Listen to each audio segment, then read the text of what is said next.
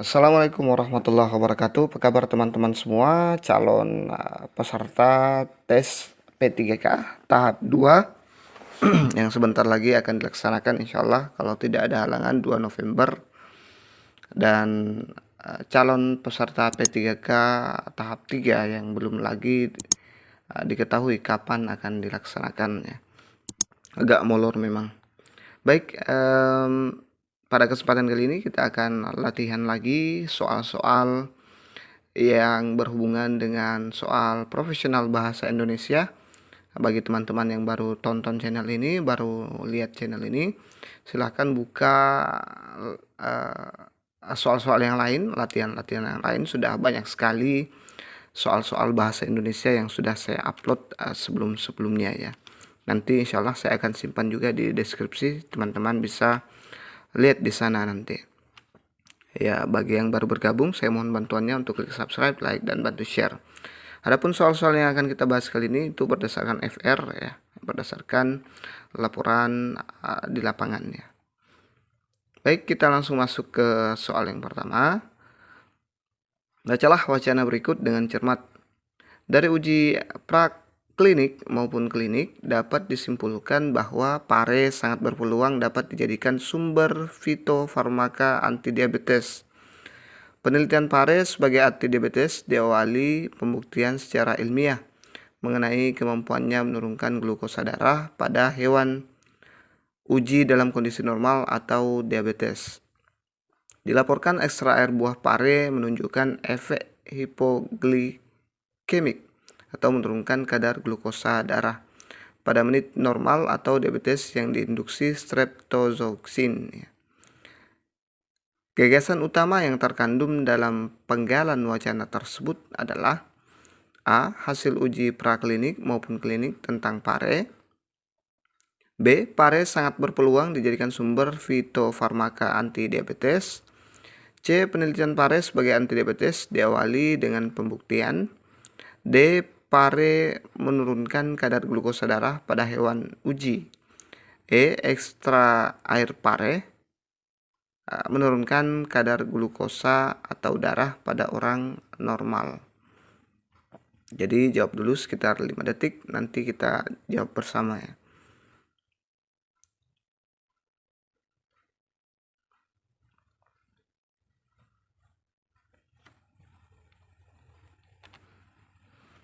Jadi jawabannya adalah option B. Pare sangat berpeluang dijadikan sumber fitofarmaka antidiabetes ya.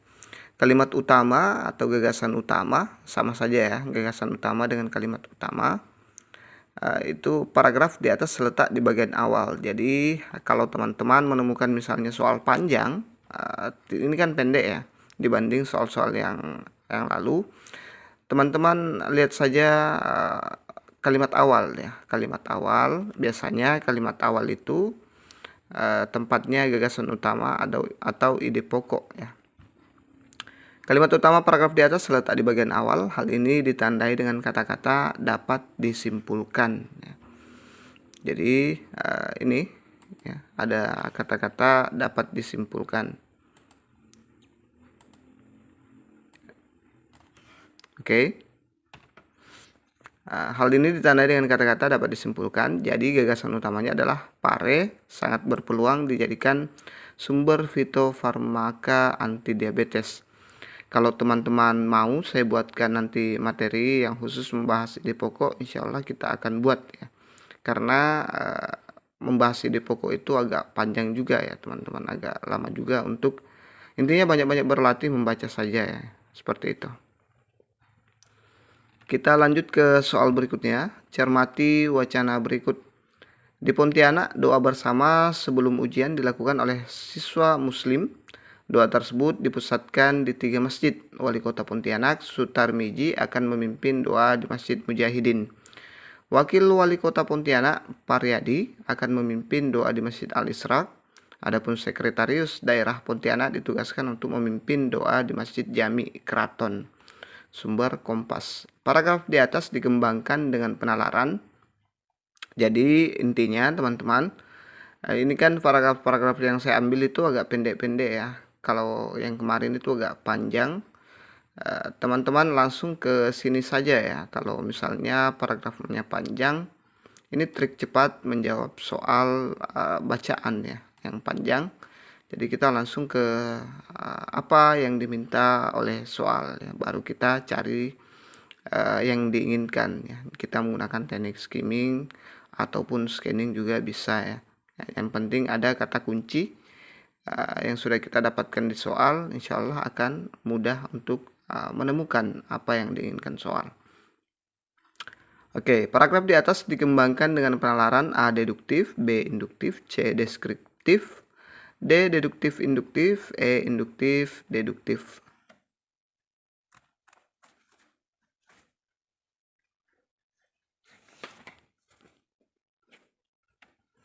Jadi jawabannya dia dikembangkan dengan penalaran deduktif ya. Ini dia pembahasannya. Gagasan utama paragraf di atas adalah doa bersama sebelum ujian. Ini doa bersama sebelum ujian. Gagasan utama tersebut terletak di bagian awal paragraf ya. Sedangkan gagasan pada kalimat berikutnya adalah dengan gagasan penjelas. Jadi yang lain ini semua ini hanya gagasan penjelas. Jadi paragraf tersebut dikembangkan dengan penalaran deduktif. Kita lanjut ke soal berikutnya. Cermati paragraf berikut ini. Manusia memang cenderung untuk tidak memperhatikan peringatan Allah. Ia sering melucu, peraturan kan dibuat untuk dilanggar. Mereka tidak sadar bahwa hukum alam tetap sama, tidak pernah berubah. Anda sendiri yang menanggung risiko. Anda mengganggu keseimbangan lingkungan. Anda menuai tanah longsor, banjir, dan bencana alam lainnya. Kata penanda koherensi pada paragraf di atas adalah, jadi saya sengaja baca seperti itu tadi teman, karena saya tidak sedang ujian ya, kita sedang belajar. Jadi teman-teman kalau mau enak langsung ke sini saja. Penanda koherensi pada paragraf di atas, tinggal kita cari penanda koherensi. Teman-teman yang belum tonton videonya sudah saya bahas khusus satu video untuk membahas kohesi dan koherensi. Silakan dilihat di video saya ya teman-teman. Option A, iya, mereka dan Anda. B, manusia, untuk dan Anda. C, manusia, peringatan dan mengganggu. D, mengganggu peraturan dan risiko. E, peringatan, melanggar dan bencana.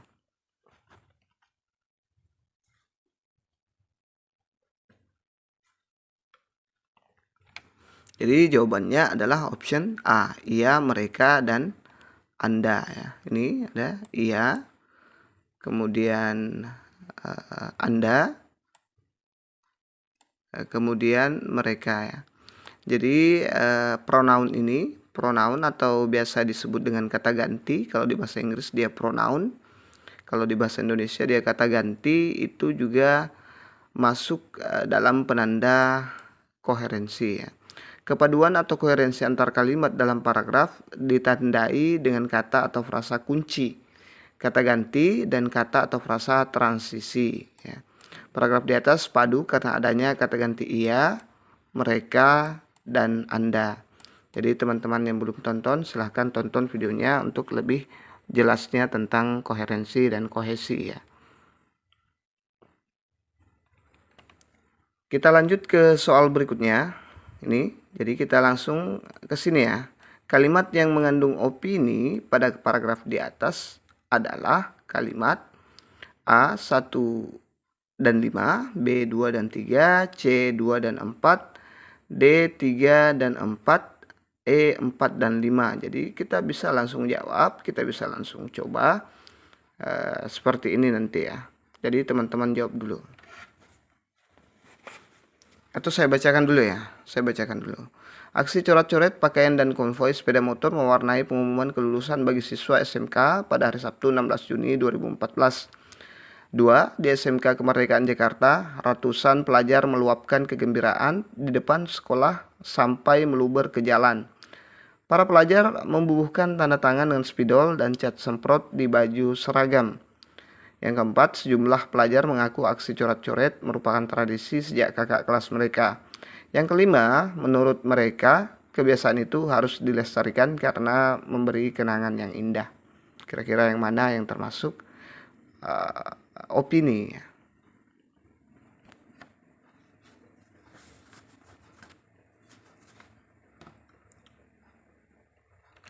Jadi jawabannya adalah 4 dan 5 ya. Fakta adalah sesuatu keadaan atau peristiwa yang merupakan kenyataan ya. Saya yakin teman-teman yang memang di bahasa Indonesia sudah hafal mati ini ya. Sedangkan opini adalah pendapat atau pendirian seorang tentang sesuatu. Jadi saya pikir teman-teman sudah sangat paham ini. Kalimat nomor 1, 2, dan 3 adalah fakta. Jadi ini fakta ya, ada tanggal dan sebagainya. Ini kemudian ini dan ini 4 dan 5 hanyalah merupakan pendapat ya. Ini coret-coret dianggap sebagai tradisi, dan 5 menurut mereka ya. Ini yang menekankannya. Oke, kita lanjut ke soal berikutnya. Tinggi kadar asam urat dalam darah sering terjadi tanpa gejala. Namun kadar asam urat tinggi tidak boleh dibiarkan, sebab jika tidak ada upaya pengobatan, ada sejumlah risiko yang harus siap Anda bayar di kemudian hari. Gout, batu di saluran kencing, dan timbunan asam urat di ginjal adalah beberapa contoh akibat kita membiarkan tingginya asam urat. Kita lihat penanda proses dalam teks di atas terdapat pada kata A. Kemudian B. Saluran, C. Timbunan, D. Pengobatan, E. Serangan.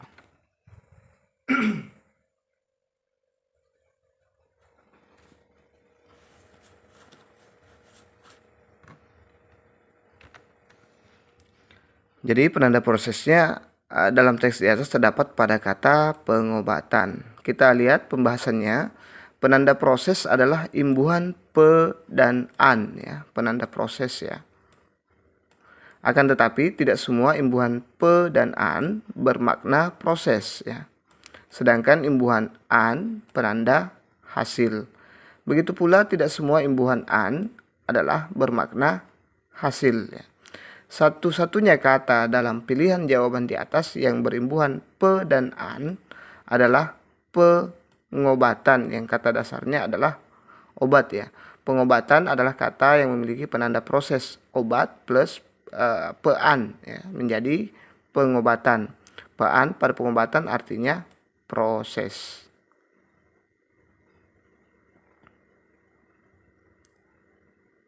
Baik, kita lanjut pada soal berikutnya. Sampai saat ini sudah berapa yang benar teman-teman? Mudah-mudahan benar semua ya.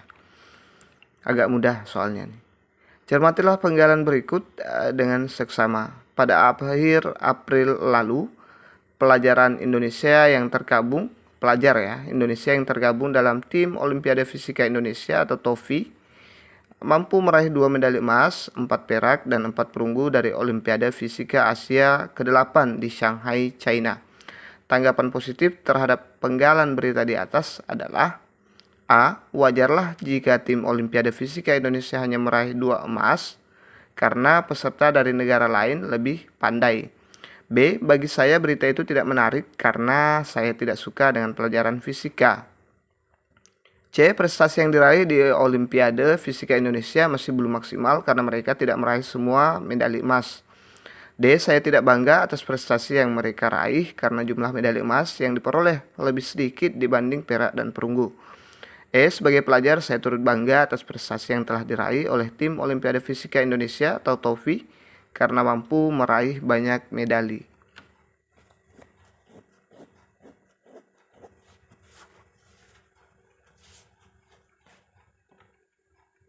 Jadi jawaban yang tepat ada di option E. Sangat mudah ya untuk menentukan ini tadi tanggapan positif ya. Ini tanggapan positif di soal ini sangat mudah, sangat kentara ya. Saya yakin teman-teman juga bisa sangat mudah menjawab ini. Nih, tanggapan positif pada umumnya bernada optimis dan santun, Sedangkan tanggapan negatif lebih cenderung ke arah pesimis, apatis, dan meremehkan. Perhatikan kata-kata hanya meraih, ya, ini hanya meraih, ini sangat tidak enak ya.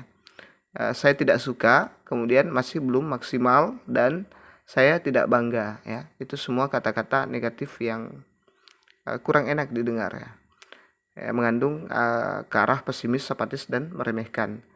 Jelas kata-kata itu cenderung pesimis, apatis, dan meremehkan, berbeda dengan kata-kata saya turut bangga pada pilihan jawaban E, optimis dan positif. Kita lanjut ke soal berikutnya. Cermati grafik berikut. Ini di FR kemarin ada juga grafik, katanya ada bagan dan sebagainya ya. Grafik UN Bahasa Indonesia SMK Negeri Jakarta.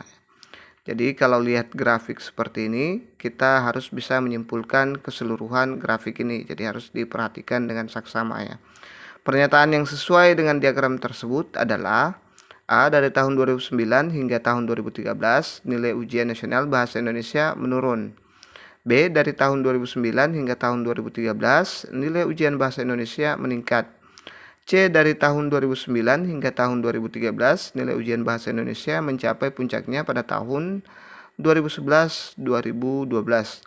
Dari tahun 2009 hingga tahun 2013, nilai ujian nasional Bahasa Indonesia cukup.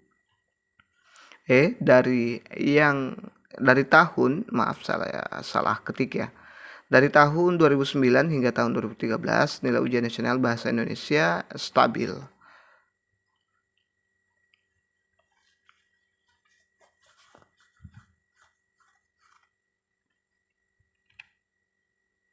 Oke, jadi jawabannya adalah option C. Dari tahun 2009 hingga tahun 2013, nilai ujian Bahasa Indonesia mencapai puncaknya pada tahun 2011 dan 2012 ya. Kita lihat pembahasannya. Untuk menentukan pernyataan yang sesuai dengan grafik, kita harus mengamati setiap angka, nilai, tahun, dan sejenisnya pada grafik tersebut. Setelah itu kita harus mencocokkan satu persatu setiap jawaban dengan isi grafik ya. Dari kelima jawaban tersebut, jawaban C merupakan pernyataan yang paling sesuai dengan isi grafik, yakni nilai Bahasa Indonesia mencapai puncaknya pada tahun pelajaran 2011 dan 2012 ya. Kalau tidak percaya, coba kita cek satu persatu. Yang A, dari tahun 2009 hingga tahun 2013, nilai ujian nasional Bahasa Indonesia menurun ya. Tidak ada grafik yang menyatakan bahwa dia menurun seperti ini ya. Kemudian dari tahun 2009 hingga tahun 2013, nilai ujian Bahasa Indonesia meningkat. Grafiknya juga tidak ada yang meningkat terus seperti ini ya. Tidak ada, ini ada naik turun ya. Jadi tidak ada yang menurun, tidak ada juga yang meningkat. Yang option C sudah benar, jadi kita tidak usah bahas. Ini katanya kita lihat juga ya, dari tahun 2009 hingga 2013 nilai ujian Bahasa Indonesia mencapai puncaknya pada tahun 2011 atau 2012 ya. Memang benar, di tahun 2011 dan 2012 dia memang mencapai puncak di sini ya, memiliki bagan tertinggi. Oke. Kemudian dari tahun 2009 hingga tahun 2013, nilai ujian nasional Bahasa Indonesia cukup ya. Cukup katanya, padahal ada yang kurang ini ya. Ini dianggap kurang kalau di bawah 6 ya. Seandainya mungkin di sini itu bisa dianggap semua cukup ya. Tapi ada satu atau beberapa data kurang ya. Kemudian dari tahun 2009 hingga tahun 2013, nilai ujian Bahasa Indonesia stabil. Ya, tidak stabil juga ya, karena ini agak berbeda jauh ya. Ya, seandainya stabil mungkin agak ke sini atau ke sini, agak ke sini, ke sini ya. Oke, semoga dipaham ya. Jadi seperti itu kalau melihat grafik atau bagan harus diperhatikan dengan saksama ya. Oke. Oh ya, tekniknya kalau mau jauh seperti ini langsung saja ke option, ke soal. Jangan lihat-lihat dulu, kita akan susah mengerti apa sebenarnya maksudnya. Langsung ke sini saja ya teman-teman. Kemudian kita cari di sini sambil lihat-lihat, kita baca apakah benar seperti tadi yang saya lakukan ya. Oke, semoga dipaham. Kita lanjut ke soal berikutnya. Cermati teks berikut. Bagaimana sinematografi dalam film ini? Apakah juru kamera piawai dalam teknik pengambilan, maaf ini double. Dalam teknik pengambilan gambar untuk setiap adegan atau susunan sehingga tampak artistik. Makna kata yang dicetak miring pada teks di atas secara berurutan adalah: A. Gambar hidup, pandai, indah. B. Penyuntingan gambar, cekatan, indah. C. Penyuntingan gambar, cakap dan terampil, indah. Pemotretan, cakap dan terampil, seni. E. Teknik perfilman, cakap dan terampil, bernilai seni.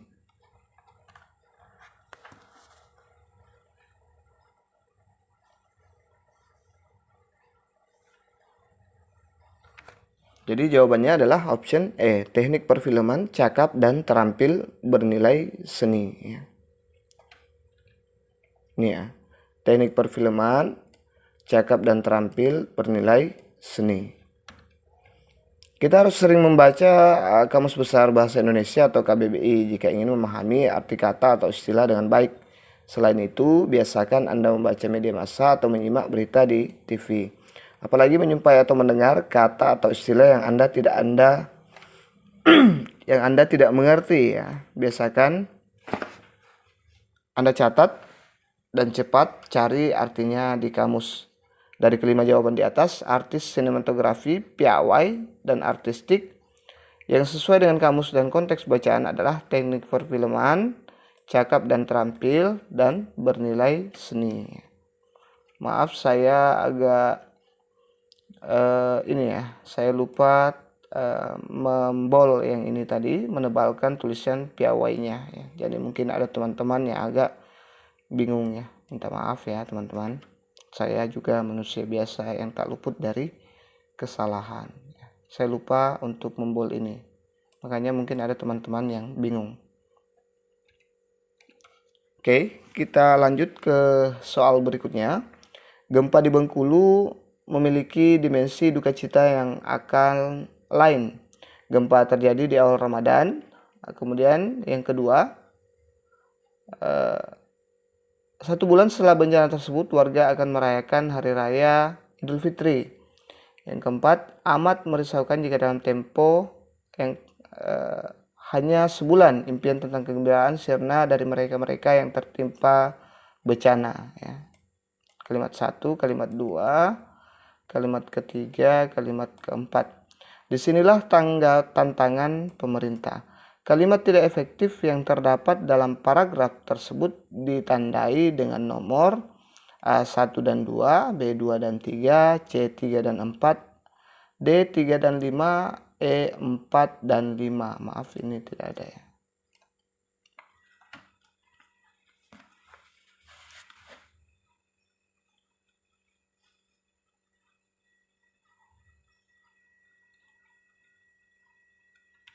Jadi jawabannya ada di option C, yaitu 3 dan 4. Kita lihat coba. Terdapat Hari Raya Idul Fitri. Kita ketahui bahwa frasa Idul Fitri sudah mengandung makna hari raya. Berarti dia sudah double ya, tidak efektif ya. Jadi frasa hari raya tidak diperlukan lagi. Ini namanya pemborosan ya. Dalam bahasa Inggris saya lupa istilahnya. Begitu pula kata mereka di pada kalimat nomor 4 ya. Kata mereka merupakan bentuk jamak, jadi tidak perlu diulang. Nih, mereka ya. Ini juga tidak efektif, harusnya hanya 1.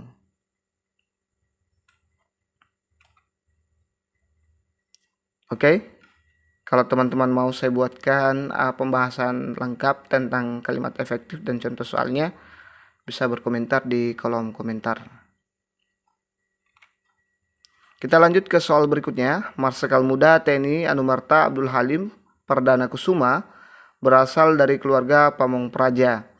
Ia dikirim orang tuanya ke Mosvia, sekolah menengah untuk pamong praja Bumi Putra di Magelang. Setelah tamat, ia melanjutkan pendidikan militer pada Angkatan Laut Belanda di Surabaya.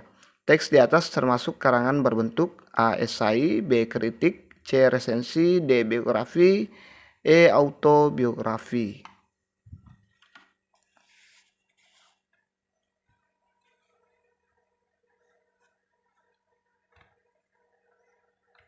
Jadi jawabannya dia termasuk teks biografi ya, biografi. Teks di atas termasuk karangan berbentuk biografi karena berisi riwayat hidup yang ditulis oleh orang lain ya. Itu dia pengertian dari biografi.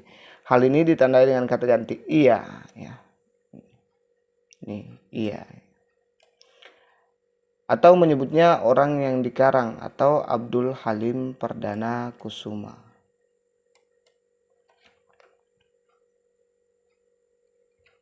Oke, itu saja dulu yang sempat kita share, kita belajar bersama. Jika ada kesalahan itu datangnya dari saya juga manusia biasa teman-teman. Semoga apa yang kita cita-citakan bisa tercapai dalam waktu dekat ini. Banyak-banyak berdoa, terima kasih sudah menonton. Wassalamualaikum warahmatullahi wabarakatuh.